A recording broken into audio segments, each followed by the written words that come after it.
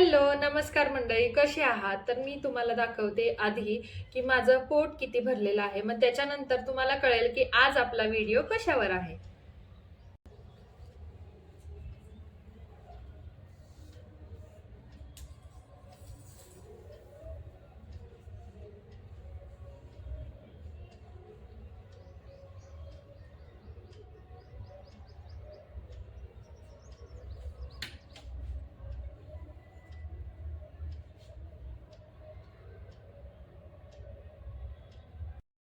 तर तुम्ही बघितलं माझं पोट कंबर 33 ते 33.5 इंच आहे. मला 42 ची जीन्स लागत होती.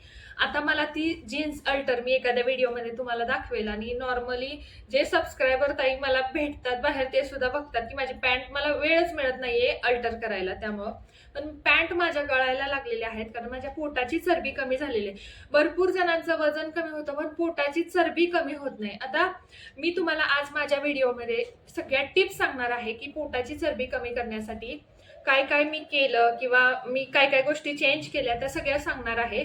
त्याआधी तुम्हाला सांगते काय काय गोष्टी रिक्वायर असतात ज्याच्यानं की आपल्याला समजतं की आपल्या वजनामध्ये कमी म्हणजे वजन कमी झालंय का, आपलं पोट कमी झालंय का, आपलं शरीर कमी झालंय का, आपले हात आपले दंड कमी झालेत का. तर हे तर नॉर्मली दुकानामध्ये 20, 30, 50 रुपयाला मिळतं. हे तरी आपण घरात ठेवलं पाहिजे ज्याच्यामुळे की आपल्याला समजणार की आपलं वजन कमी झालंय, आपलं साईज इंच कमी झालेत का नाही. आणि दुसरी गोष्ट म्हणजे हे डॉक्टर ट्रस्टची मशीन आहे ज्याचं की तुम्ही त्याच्यावर उभं राहून सुद्धा मशीनवर वेट कळतं. किंवा ह्याचं डॉक्टर ट्रस्ट 360 असं एक ऍप्लिकेशन आहे ते सुद्धा तुम्ही बघू शकता की ज्याच्यावर आपली पूर्ण बॉडी स्कॅन होते. आणि ते सुद्धा मी लॉंग व्हिडिओमध्ये एका दाखवलेलं आहे की पूर्ण बॉडी स्कॅन करून आपल्या शरीरामध्ये किती फॅट आहेत, आपलं बॉडी एज किती दिसते, आपल्या शरीरामध्ये विजरल फॅट किती आहेत, आपल्या शरीरामध्ये प्रोटीनची कमतरता आहे का, पाणी व्यवस्थित आहे का, सगळं दाखवतं. त्यामुळे तुम्हाला जरी ऑर्डर करायचं असेल डॉक्टर ट्रस्ट जी मी घेतलेली आहे ते तुम्हाला मी प्रोडक्ट टॅग करते. हे प्रमोशनचा वगैरे व्हिडिओ नाहीये, जे मी घेतले ते प्रोडक्ट टॅग करते. तर आता मी तुम्हाला सांगते सगळ्यात महत्त्वाच्या ज्या टिप्स मी वापरल्या. मी कोणी डॉक्टर नाहीये, डायटिशियन नाहीये, मी एक गृहिणी आहे. मी माझ्या पद्धतीने वजन कमी केलेलं आहे. वजन कमी केल्यानंतर ना माझी केस गळती सुरू झाली, ना माझ्या चेहऱ्यावर काही फरक पडला, ना मला विकनेस आला, ना मी आजारी पडले, ना मला ऍडमिट करायला लागलं. माझं वजन कॉन्स्टंट इतकं कमी झालं की आता मला बाहेर गेल्यानंतर तुम्हाला पण माहिती आहे शॉर्ट व्हिडिओमध्ये तुम्ही बघता की बाहेर गेल्यानंतर सबस्क्रायबर ताई सुद्धा मला भेटतात. त्या म्हणतात तुम्ही व्हिडिओमध्ये आणि समोर वेगळं दिसता. व्हिडिओमध्ये थोडंसं शरीर मोठं दिसतं जे की माझं एवढं पण मोठं नाही. ज्यांनी मला बघितलंय त्यांना मला माहित आहे जसं जसा कॅमेऱ्याचा अँगल असतो तसं शरीर मोठं दिसत जातं. तर त्यांनी सुद्धा मला बघितलेलं आहे की माझं शरीर किती पातळसर झालेलं आहे. एक मुलगी 6 वर्षाची मुलगी सी सेक्शन त्यानुसार माझं परफेक्ट बॉडी कंडिशन मध्ये आलेली आहे. आणि डॉक्टर ट्रस्टच्या ऍप मध्ये सुद्धा बघितलेलं आहे की व्यवस्थित माझी बॉडी झालेली आहे. पण मी तुम्हाला टिप्स देत राहणार आहे. आता वेट लॉस तर होतो पण पोटाची चरबी कमी होत नाही. तर पोटाची चरबी कमी करण्यासाठी तुम्हाला मी माझ्या ज्या मी वापरल्या त्या खास टिप्स सांगते. सगळ्यात महत्वाची म्हणजे वजन कमी करताना किंवा पोटाची चरबी, पोटाचा फुगीरपणा, ब्लोटिंग कमी करण्यासाठी महत्वाची ठरते ती वेट लॉस पावडर. आता वेट लॉस पावडर हे नाव पडले म्हणजे नाव पडलेलं आहे. असं वेट लॉस पावडर अशी कुठलीही पावडर नाहीये. आपण एक पावडर तयार करतो ज्याच्यामुळं की आपलं ब्लोटिंग कमी होतं, फुगीरपणा कमी होतो, पोटातले गॅसेस कमी होतात आणि पोट आत जायला लागतं. म्हणून आपण त्याला वेट लॉस पावडर म्हणतो. पण अशी वेट लॉस पावडर कुठंही नसते, त्याला एक लोकांनी नाव दिलेलं आहे. तर ही वेट लॉस पावडर प्रत्येकाने घरात बनवून ठेवली पाहिजे. ज्याला ज्याला पाईल्सचा त्रास आहे, ज्याला उष्णतेचा त्रास आहे, ज्यांना असे काही त्रासेस आहेत म्हणजे ज्याला काही असे त्रास आहेत त्यांनी फक्त ही पावडर घ्यायची नसते. त्याला त्रास होतो. पण ज्यांना काहीही कुठलाही पायलचा वगैरे त्रास नाहीये, उष्णतेचा त्रास नाहीये, त्यांनी काय करायचं, 50 ग्रॅम दुकानातून जिरे आणायचे, 50 ग्रॅम ओवा आणायचा, मेथी आवडत असेल कडवटपणा तर 50 ग्रॅम मेथी आणायची, एक दालचिनीचा तुकडा टाकायचा, 50 ग्रॅम धने टाकायचे, हे ड्राय रोस्ट करायचे आणि ह्याची एक पावडर बनवून ठेवायची. दुपारच्या जेवणानंतर किंवा संध्याकाळच्या जेवणातून नंतर दिवसातून कधीही एकदा ज्या वेळेला तुम्हाला परफेक्ट रेस्ट मिळणार आहे अशा जेवणानंतर म्हणजे जेवणानंतर अर्ध्या तासाने ही एकच चमचा दिवसातून एकदाच, कधीही दोनदा घ्यायची असेल तर अर्धा अर्धा चमचा, पण मी तर एकदाच घेते कारण लक्षात राहत नाही. तर एक चमचा भरून ही पावडर कोमट पाण्यात किंवा थंड पाण्यामध्ये मिक्स करून ठेवायची आणि थोड्या वेळाने ते गाळून पाणी प्यायचं. म्हणजे आपलं जेवण झालं की पाण्यामध्ये ठेवायची भिजत, किंवा डायरेक्ट घेतली तरी ज्याला चावून आवडते त्याने, मी तर चावूनच खाते, मी काय भिजत वगैरे ठेवत नाही, पण नॉर्मली ती पद्धत असते की ज्याच्यामध्ये न्यूट्रिएंट्स त्याचे उतरतात. ही पावडर घेताना, ही पावडर जर घेतली तर डिटॉक्स वॉटर घ्यायचं नाही. डिटॉक्स वॉटर म्हणजे काय, हर्बल टी म्हणजे काय, रात्रीचं ह्यातलाच एक इन्ग्रेडियंट जिरे, ओवा, मेथी, कच्ची बडीशेप ह्यातला एक इन्ग्रेडियंट रात्रीचा भिजत ठेवायचा, सकाळी त्याचं पाणी गाळून प्यायचं. हे जर पाणी पीत असू तर वेट लॉस पावडर घेण्याची गरज नाही. हा, आणि ज्याच्या लक्षात राहत नाही त्यानं ही वेट लॉस पावडर बनवून ठेवलीच पाहिजे. त्याचं नाव वेट लॉस पावडर आहे, पण त्याचं काम आहे बॉडीचं डिटॉक्सिफिकेशन करणं, बॉडीतला कचरा बाहेर काढणं. जसं जसं ब्लोटिंग कमी होतं, शरीरातला आपल्या पोटातला गॅस कमी होतं, तसं पोट आत जायला लागतं. आपल्या पोटामध्ये चरबी आहे, म्हणजे मांसाचा गोळा आहे भरपूर सारा. आपण म्हणतो ना किलोभर मांस काढायला लागेल तुझ्या पोटाचं, एवढं तुझ्या 2 किलो 4 किलो मांस आहे का, नाही. ते फुगलेलं पोट असतं. डिलिव्हरीमध्ये, प्रेग्नेन्सीमध्ये सुद्धा आपलं पोट फुगतं, सीझर झाल्यावर ते तसंच राहतं आणि ते कमी व्हायला त्रास होतो. माझं सुद्धा सी सेक्शन झालेलं आहे, तरी माझं पोट पूर्णपणे आत गेलेलं आहे, जेवढं की जसं पाहिजे. सॉरी. आता दुसरी गोष्ट म्हणजे तेल. तेल आणि तुपाचा वापर मी कसं केलं ते तुम्हाला सांगते. रेग्युलरला मला खूप तेलाच्या भाज्या, आता तुम्ही लॉंग व्हिडिओ शॉर्ट व्हिडिओ जर जुने बघितले असेल, रेसिपीचा चॅनल काढला होता, तर रेसिपीसाठी मी खूप भरपूर तेल वापरायचे.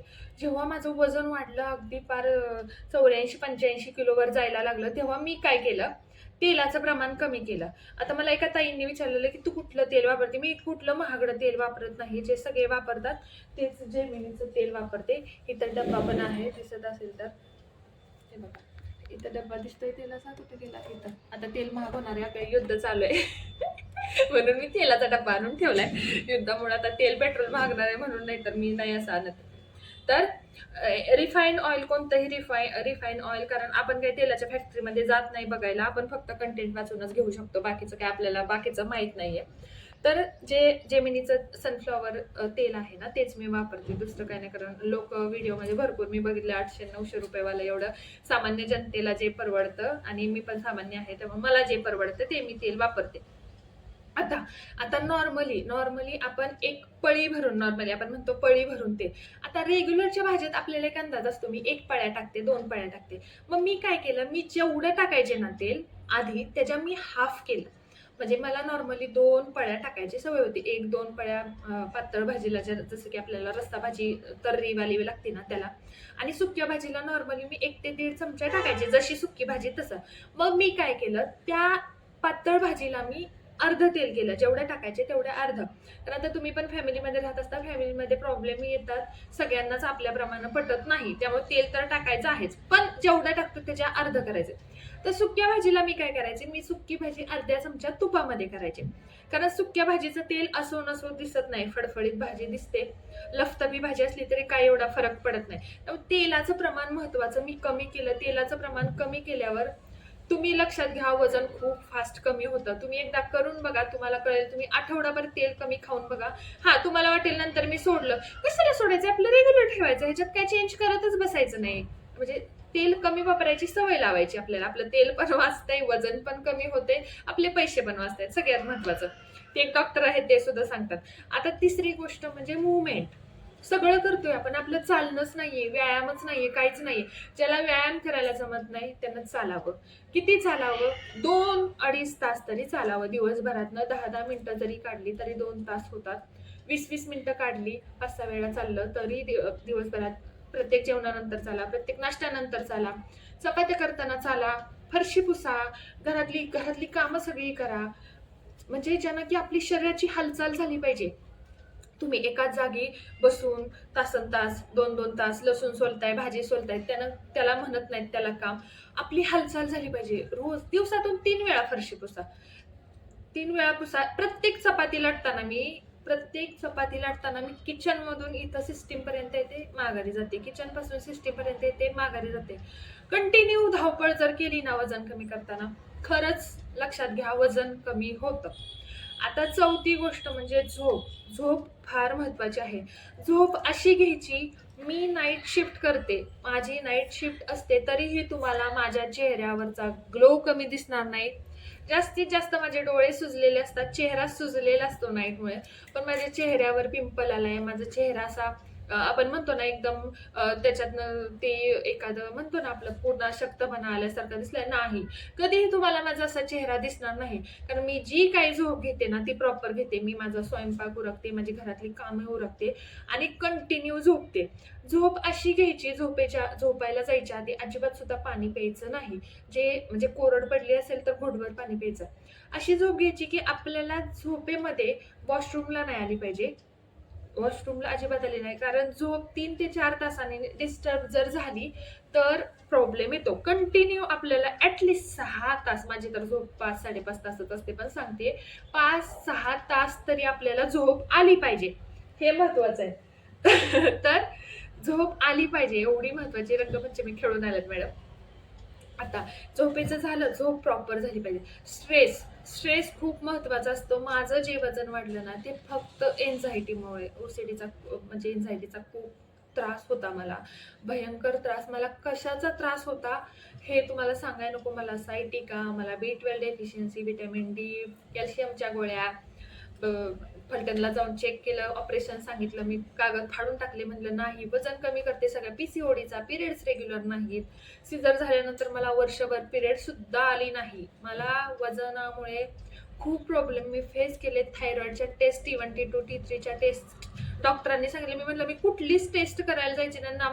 आपण म्हणतो ना कोर्टाची पायरी चढायची नाही, तशी मला हॉस्पिटलची सुद्धा पायरी चढायची नाही. मी माझ्यामध्ये बदल घडवेल, माझं वजन मी कमी करेल.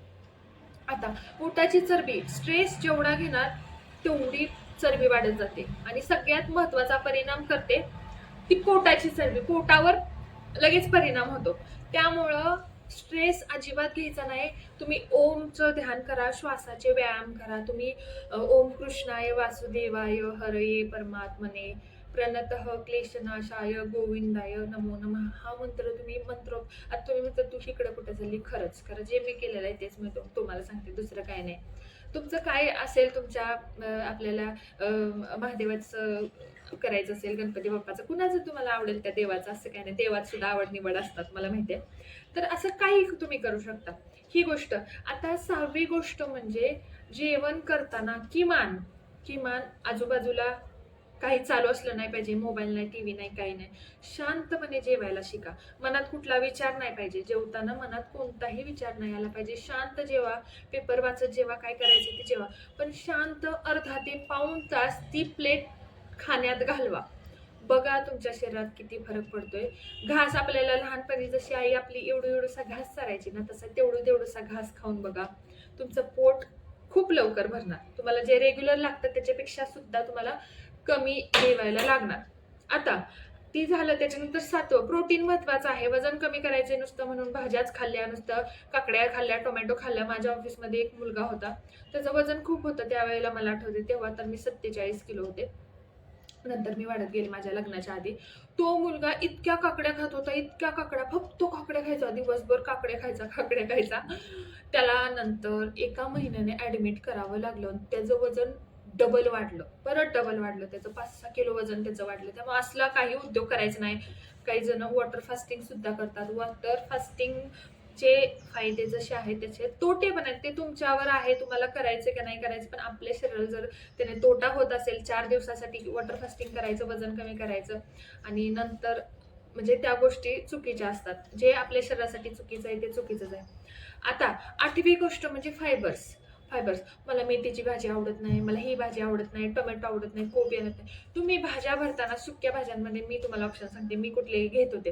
कोबीची भाजी ज्याच्यामध्ये पाणी असतं, वेलाची कोणतीही भाजी म्हणजे काही कारलं असू द्या किंवा आपला दोडका असू द्या, आपलं ते हे असतं तोंडाल्यावर काय खातात, तोंडलं, फ्लॉवर, टोमॅटो, ज्या भाज्या वेलीला येतात ना त्या भाज्यांमध्ये पाणी भरपूर असतं, फायबर्स भरपूर असतात. त्या भाज्यांनी वजन वाढत नाही. जसं की आपल्याकडे म्हणतात ना बटाट्यानं वजन वाढत नाही. मला तर बटाटा भरपूर लागतो, मी तर बटाटा खाते. पण असं म्हणतो ना आपण, बाबा ही भाजी नको खायला, ह्याच्यात काय आहे त्याच्यात काय आहे. पण ह्या ज्या मी भाज्यांची लिस्ट सांगितली ना, वेलीच्या कोणत्याही भाज्या ज्या वेलीला येतात आणि कोबी, फ्लावर अशा भाज्या, ह्यांनी वजन वाढत नाही. त्याच्यात फायबर्स भरपूर असतात. आणि हिरव्या पालेभाज्या तर खूप महत्वाच्या आहेत. हे आणि सगळ्यात महत्वाचं सलाद. सलाद रोज खा, सकाळी खा, म्हणजे ह्याच्यामध्ये दुपारच्या जेवणामध्ये खा, संध्याकाळच्या जेवणामध्ये खा, बाउल भरून. तुमची अर्धी भूक तर त्यानं जाते. याचा अर्थ असा नाही की फक्त सलादवरच. मी ते सांगते, जेवढी गरज कार्बोची आहे, तेवढीच प्रोटीनची आहे, तेवढीच फायबरची आहे. हे सगळं मेंटेन करायचं. आता अ, 9वी गोष्ट म्हणजे 9वी गोष्ट म्हणजे त्या गोष्टी मी सोडल्या, तर मैदा, मीठ आणि साखर सोडली. मीठ नाही सोडलं, मैदा कायमचा सोडला. जो तेव्हा सोडलाय त्याच्यावर नाही, दिवाळीतच काय पदार्थ होत असतील ते आपले. पण मीठ आणि साखरची चलबिचल होत असते आपली, कारण आपल्याला साखर भाज्यांमध्ये पण वापरतो आपण. पण साखर आणि मीठ सोडलं म्हणजे मीठ सोडलं नाही. जे वरून घेतो ना आपण मीठ कशावर पण, म्हणजे कांद्यावर घेतो, टोमॅटोवर घेतो, ते मीठ मी खायचं, वरून घ्यायचं. पण मला वरून मीठ खाण्याची, वरून मीठ खायला लागलं की हे वाढायला लागतं. तुम्ही माझं जुने ब्लॉग बघा, माझं हे शरीर केवढं मोठं होतं. आता हे कधी कधी नाईट शिफ्टमुळे पण सुचतं बरं का. पण हे जे आहे ना, डबल चिन म्हणा, चेहऱ्यावरची सूज, हे सॉरी मैद्यामुळं, वरून सॉरी मीठ सॉरी, या अन्वी सारखी सारखी तिथून येऊन मला वाकडं दाखवून जाते. तर मैद्यामुळं सॉरी मिठामुळं हे प्रॉब्लेम होतात. मीठ आणि साखरेमुळे सूज येते अंगावर. त्यामुळे वजन कमी करताना ह्या मीठ, मैदा आणि साखर ह्या 3 गोष्ट जेवढ्या टाळता येतील ना, तेवढ्या टाळायच्या. त्यासाठी कॉमन गोष्ट मी सांगते, चहा, खारी, बिस्किट हे खायचं नाही, कारण चहामध्ये साखर असते आणि बिस्किट, खारी ह्याच्यामध्ये मैदा असतो. म्हणून मी त्या गोष्टी सोडल्या. पण ज्याच्यामध्ये आपल्याला साखर टाकायला लागते त्या मी गोष्टी खाते. असं काही नाही की अगदी प्रॉपर सोडलेलंच आहे असं. पण ह्या सगळ्या गोष्टी पाळल्या, म्हणून माझं वजन कमी झालं आणि म्हणूनच माझ्या पोटाची चरबी कमी झाली. तुम्हाला हा एवढा सगळा मोठा व्हिडिओ आवडला असेल, बोर झाला असेल तर नका लाईक करू. पण जर आवडला असेल तर नक्की लाईक करा, कारण जे आहे ते सांगावं लागतं. अर्धवट माहिती सांगून मग परत तुमचे पण याच्यावर काय प्रश्न असतील तर नक्की कमेंट करा. व्हिडिओ आवडला असेल तर नक्की आपल्या चॅनलला सबस्क्राईब करा. व्हिडिओ लेट येत असतात आपले, कारण की ऑफिसच्या ह्याच्यातून मला टाइम काढायला लागतो. त्यामुळं तुम्ही नक्की नक्की आपल्या चॅनलला सबस्क्राईब करा, सपोर्ट करा, लाईक करा, शेअर करा, गोडशी कमेंट करा. प्रश्न असतील तर कमेंट करा. Thank you, bye bye.